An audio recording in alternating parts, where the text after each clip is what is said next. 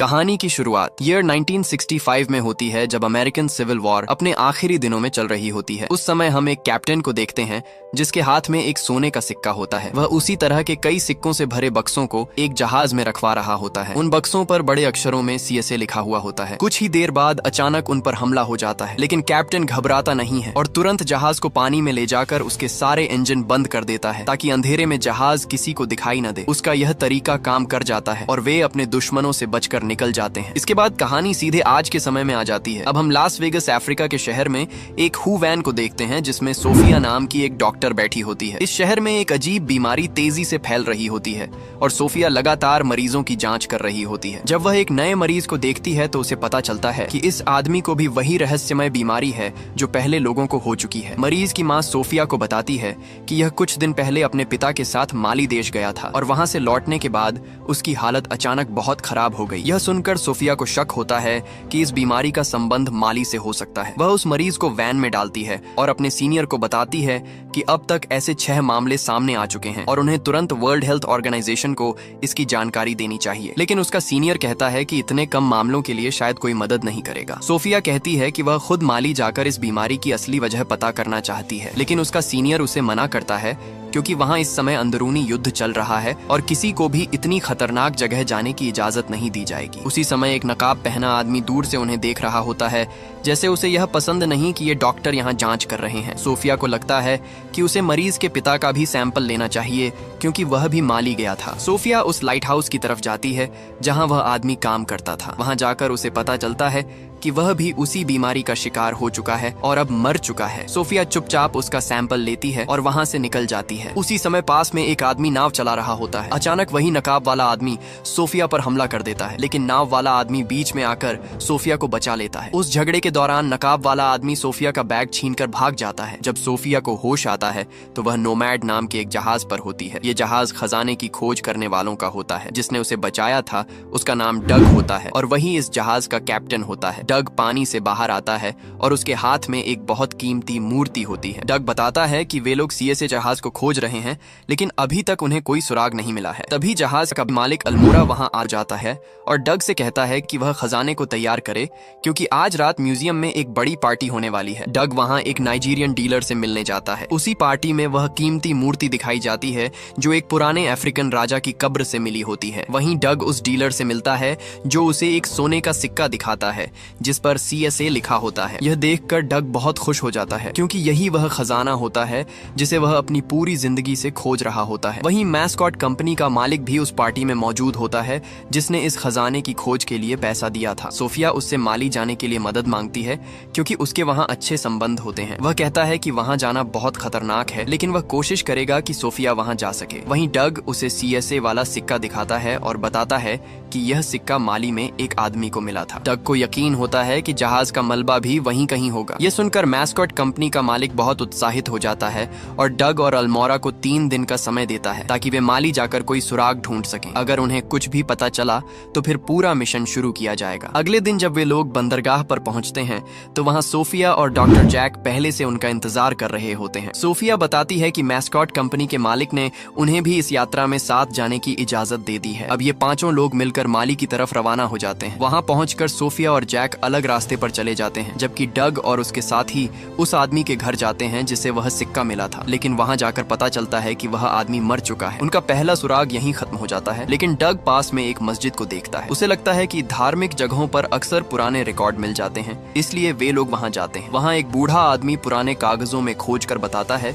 कि कई साल पहले एक जहाज बंदरगाह पर आया था, लेकिन उस पर सवार सभी लोग मर चुके थे। नदी की तेज धारा उस जहाज को आगे बहाकर ले गई थी। ये बात डग के लिए बहुत बड़ा सुराग बन जाती है। वह तुरंत मैस्कॉट कंपनी के मालिक को फोन करके सारी जानकारी देता है और फिर वे लोग गांव नाम के शहर की तरफ निकल पड़ते हैं जो नदी के नीचे की तरफ होता है। डग और उसके साथी गांव की दिशा में नदी के रास्ते आगे बढ़ते हैं। रास्ते में उनकी नाव पर लाल रंग की अजीब मिट्टी लगी हुई दिखाई देती है। डग कहता है कि बहती हुई नदी में इस तरह की मिट्टी मिलना सामान्य बात नहीं है। इसका मतलब है कि कहीं आसपास कुछ असामान्य हो रहा है और यह बात उन्हें सावधान कर देती है। अभी वे लोग इस बात पर सोच ही रहे होते हैं कि अचानक सामने से एक मिलिट्री बोट उनकी ओर आती दिखाई देती है। उस नाव में बैठे सैनिक बार बार उनसे पूछते हैं कि उनके साथ जो फॉरेन डॉक्टर्स आए हैं वे कहाँ हैं और वे यहाँ क्या करने आए हैं। असल में माली के राजा कासिम को यह खबर मिल चुकी होती है कि 2 विदेशी डॉक्टर उसके देश में बीमारी की जांच कर रहे हैं। उसे डर होता है कि अगर यह बात बाहर फैल गई तो बड़ा हंगामा हो सकता है, इसलिए उसने आदेश दिया होता है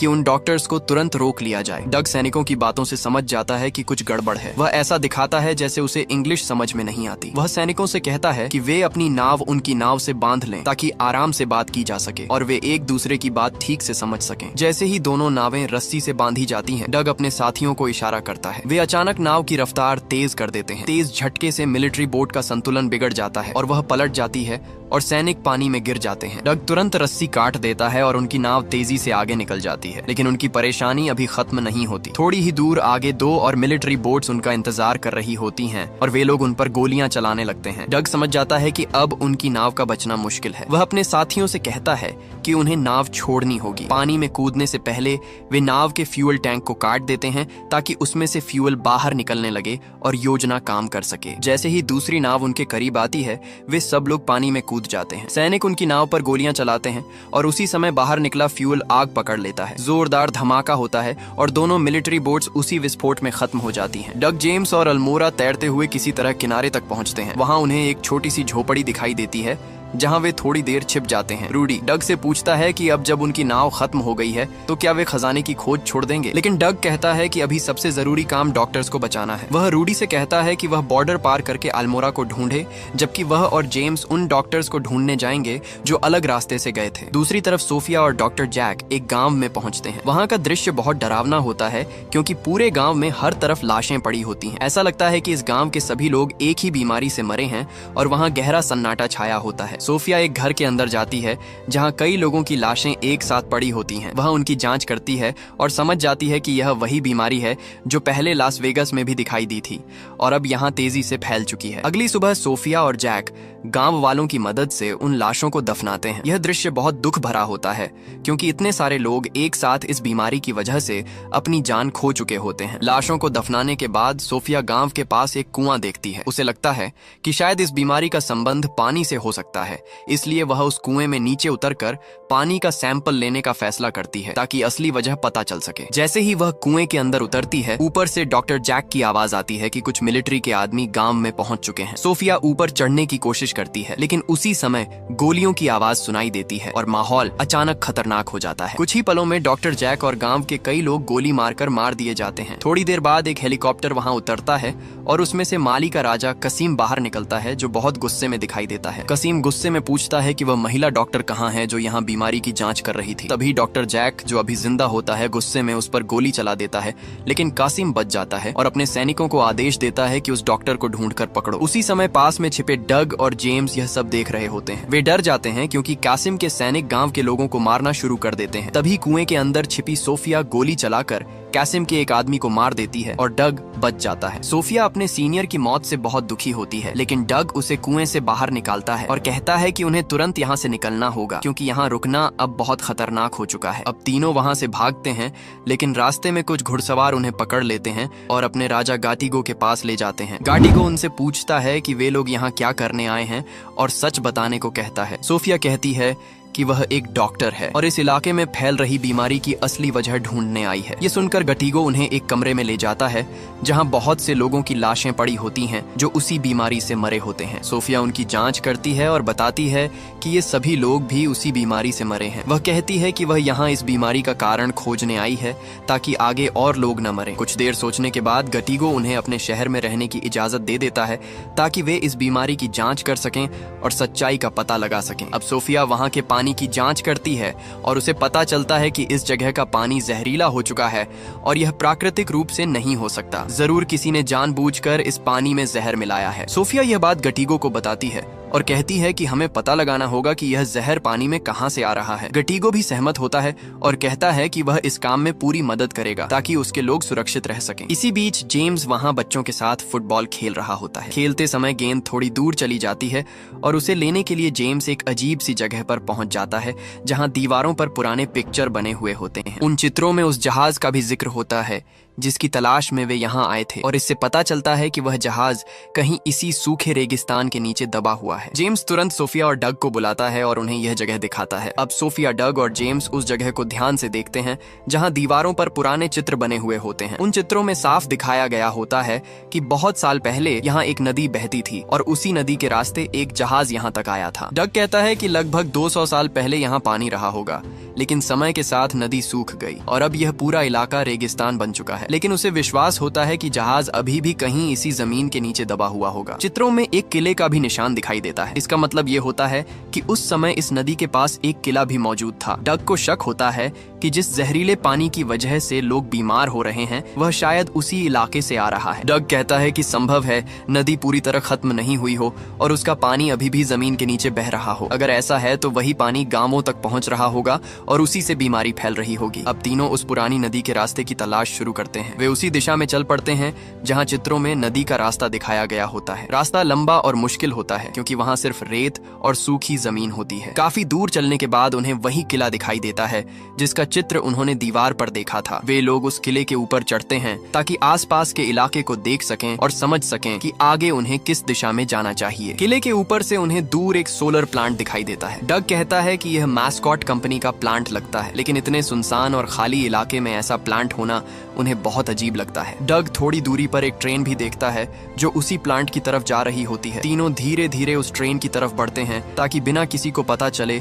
वे उसके अंदर जा सकें। मौका देखकर वे चुपचाप ट्रेन के अंदर घुस जाते हैं और उसके साथ प्लांट तक पहुंच जाते हैं। अंदर पहुंचने के बाद वे सावधानी से आगे बढ़ते हैं ताकि कोई उन्हें देख न सके। उधर दूसरी तरफ रूडी अब अल्मोरा के पास पहुंच चुका होता है। रूडी अपने कपड़ों पर वही लाल रंग की मिट्टी देखता है जो उन्हें माली में नाव पर भी मिली थी। वह उस मिट्टी का सैंपल जांच के लिए देता है। जब उसका रिजल्ट आता है और रूडी उसे एल्मोरा को दिखाता है तो वह देखकर हैरान रह जाता है। इधर सोफिया, जेम्स और डग प्लांट के अंदर जाते हैं और थोड़ी देर में उन्हें समझ आ जाता है कि यहाँ कुछ बहुत बड़ा और खतरनाक काम हो रहा है। वहाँ की तेज धूप की वजह से इस जगह का इस्तेमाल एक जहरीला और रेडियो एक्टिव केमिकल बनाने के लिए किया जा रहा होता है। सोफिया देखती है कि कुछ लोग बड़े बड़े कंटेनर नीचे जमीन के अंदर ले जा रहे हैं। यह देखकर तीनों चुपचाप उनका पीछा करते हैं ताकि पता चल सके कि वे कंटेनर्स कहां ले जाए जा रहे हैं। कुछ देर बाद एक बड़ा दरवाजा खुलता है और वे लोग नीचे बेसमेंट में पहुंचते हैं। जैसे ही सोफिया, डग और जेम्स अंदर देखते हैं वे तीनों हैरान रह जाते हैं। उस बेसमेंट में कई सालों से हजारों टन जहरीले और रेडियो एक्टिव केमिकल्स रखे हुए होते हैं। कई कंटेनर पुराने हो चुके होते हैं और उनमें से कुछ में से जहरीला लिक्विड बाहर भी निकल रहा होता है। सोफिया तुरंत समझ जाती है कि यही जहर जमीन में रसकर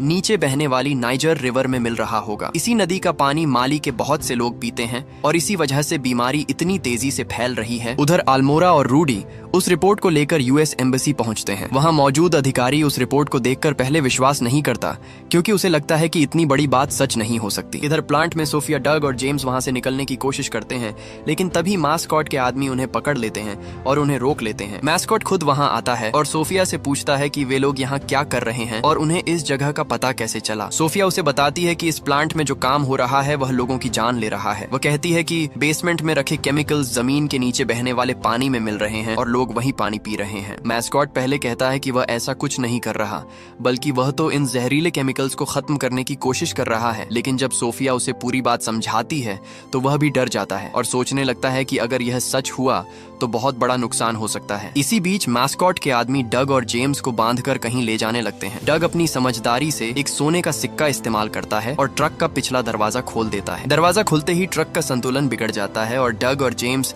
अलग होकर वहां से निकलने में सफल हो जाते हैं। इसी समय मास्कॉट माली के राजा कासिम से मिलने जाता है और उसे सोफिया की बात बताता है कि प्लांट की वजह से लोग बीमार हो रहे हैं। कासिम कहता है कि अगर मास्कॉट को डर लग रहा है तो वह प्लांट बंद कर सकता है, लेकिन उसे हर महीने पैसा मिलता रहना चाहिए। उसे इस बात से कोई फर्क नहीं पड़ता कि लोग मर रहे हैं या नहीं। अब डग और जेम्स रेगिस्तान में भटक रहे होते हैं। उनके हाथ अभी भी ट्रक के दरवाजे से जंजीरों से बंधे होते हैं और वे उसी हालत में बहुत दूर तक चलते जाते हैं। काफी देर चलने के बाद बाद वे थक जाते हैं और उम्मीद भी कम होने लगती है। तभी रास्ते में उन्हें एक टूटा हुआ प्लेन दिखाई देता है जो कभी यहाँ गिरकर टूट गया था। उस प्लेन के टायर अभी भी सही हालत में होते हैं। किसी तरह वे उस पर चढ़ते हैं और उसे रेत पर सरकाते हुए आगे बढ़ते हैं। कुछ देर बाद वे एक गांव तक पहुंच जाते हैं जहां उन्हें एक टेलीफोन मिल जाता है, इसलिए वे अल्मोरा को कॉल करते हैं और उसे पूरी कहानी बताते हैं। सोने का सिक्का बेचकर डग एक जीप खरीदता है। डग और जेम्स उस जीप को लेकर गाटिगो के पास जाते हैं और उसके लोगों से मदद मांगते हैं ताकि वे कासिम से मिलकर लड़ सकें। लेकिन गाटिगो के पास कासिम जितने आदमी नहीं होते हैं, उसके पास कासिम जैसे बड़े हथियार भी नहीं होते हैं। इसी वजह से गाटिगो लड़ने से मना कर देता है, लेकिन वह उन्हें अपनी कार दे देता है जो गोदो ने कासिम से खरीदी थी। उस कार को लेकर जेम्स और डग प्लांट तक पहुंचते हैं, लेकिन गेट पर उन्हें रोक लिया जाता है। दोनों गन्स की मदद से अंदर जाते हैं और मैस्कॉट को पता चल जाता है कि कोई अंदर आ गया है। इसके बाद वह तुरंत ऊपर वाले हिस्से में चला जाता है। जैसे ही डग और जेम्स अंदर जाते हैं, वे देखकर हैरान हो जाते हैं कि पूरा प्लांट खाली होता है। तब जेम्स कहता है कि शायद मैस्कॉट को यकीन हो गया है कि लोग उसी की वजह से मर रहे हैं और ये खबर अमेरिका तक पहुंच गई होगी, इसलिए वह इस प्लांट के सभी सबूत खत्म करना चाहता है। जेम्स जल्दी से नीचे जाता है ताकि वह एक्सप्लोसिव्स ढूंढ सके जिनकी मदद से वे इस प्लांट को उड़ाने की कोशिश करेंगे। उसी समय वहाँ एक हेलीकॉप्टर उतरता है। मैस्कॉट जबरदस्ती सोफिया को पकड़कर उसमें बैठा देता है। वे लोग वहाँ से जाने ही वाले होते हैं, तभी डग वहाँ पहुँच जाता है। डग मैस्कॉट को पकड़ लेता है, लेकिन तभी मैस्कॉट का एक आदमी पीछे से आकर डग को रोक देता है। उसी समय सोफिया हेलीकॉप्टर से नीचे कूद जाती है। जेम्स एक कंटेनर में बॉम्ब ढूंढ लेता है और उसे बाहर निकालकर अपने बैग में रख लेता है। उधर मैस्कॉट हेलीकॉप्टर में बैठकर अपने प्रोग्राम से सोलर प्लांट को सूरज की तरफ घुमा देता है। अब सारे सोलर पैनल्स बहुत तेजी से काम करने लगते हैं, लेकिन जेम्स की समझदारी की वजह से कोई एक्सप्लोजन नहीं होता क्योंकि जेम्स पहले ही बॉम्ब को अलग कर चुका होता है। ये देखकर मैस्कॉट बहुत गुस्सा हो जाता है। सोफिया और डग मैस्कॉट के आदमी को हटा देते हैं और फिर तीनों कार में बैठकर वहां से निकल जाते हैं क्योंकि उन्हें अभी बहुत दूर जाना होता है। लेकिन तभी कासिम का हेलीकॉप्टर उनका पीछा करना शुरू कर देता है। कासिम उन पर गोलियां चलाने लगता है। डग जेम्स से कहता है कि जो भी एक्सप्लोसिव्स उसे बेसमेंट में मिले थे उन्हें बाहर फेंकना शुरू करे। जब जेम्स ऐसा करता है तो जहां जहां कसीम की गोलियां लगती हैं वहां एक्सप्लोजन्स होने लगते हैं। इतना धुआं और धूल उड़ती है कि कसीम को अपना हेलीकॉप्टर पीछे करना पड़ता है। लेकिन इन एक्सप्लोजन्स की वजह से कुछ ऐसा होता है जिसकी उन्होंने उम्मीद नहीं की थी। उस जगह की रेत खिसक जाती है और नीचे दबा हुआ जहाज बाहर आ जाता है। जैसे ही वे उस जहाज को देखते हैं, तीनों उसके अंदर छिप जाते हैं। लेकिन कासिम को इसका पता चल जाता है और वह फिर से उस जहाज पर गोलियां चलाने लगता है। थोड़ी ही देर में कसीम के कई आदमी वहां आ जाते हैं और वे तीनों को चारों तरफ से घेर लेते हैं। जहाज पर हो रहे हमलों की वजह से जहाज के अंदर रखे कंटेनर्स खुल जाते हैं और उनमें से सोने के सिक्के गिरने लगते हैं। ये देखकर डग को विश्वास नहीं होता कि ये सिक्के अभी भी सुरक्षित हैं। उसी समय उन्हें जहाज के अंदर एक पुरानी कैनन मिलती है जो अभी भी अच्छी हालत में होती है। अब वे लोग उस कैनन को चलाने की तैयारी करने लगते हैं। जैसे ही कसीम का हेलीकॉप्टर उनके सामने आता है, वे कैनन चला देते हैं। एक बड़ा धमाका होता है और उस हेलीकॉप्टर में कसीम मारा जाता है। इसके बाद कसीम की पूरी आर्मी हार मान लेती है और सरेंडर कर देती है। तीनों बाहर आते हैं और यह देखकर हैरान रह जाते हैं कि इतनी बड़ी आर्मी ने उनके सामने हथियार डाल दिए। लेकिन तभी वे पीछे मुड़कर देखते हैं कि गाटिगो के आदमी उन्हें चारों तरफ से घेर कर खड़े होते हैं। उधर अमेरिका में एक अंडरकवर एजेंट जिसे इस पूरी सच्चाई का पता चल गया होता है, वह जानबूझकर वही जहर मैस्कॉट के ड्रिंक में मिला देता है जो वह माली के लोगों को दे रहा था। जल्दी ही मैस्कॉट को भी वही अंजाम भुगतना होगा जो उसने दूसरों के साथ किया था। अंत में हम डग और सोफिया को साथ देखते हैं। डग खजाना गाटिगो और उसके लोगों के लिए छोड़ देता है क्योंकि इस बीमारी से सबसे ज्यादा नुकसान उन्हीं को हुआ था और यह उनकी जमीन है। ये खजाने पर भी उन्हीं का हक है। इसी के साथ इस कहानी का अंत होता है। अगर आपको वीडियो पसंद आए तो लाइक जरूर करें और चैनल को सब्सक्राइब करें।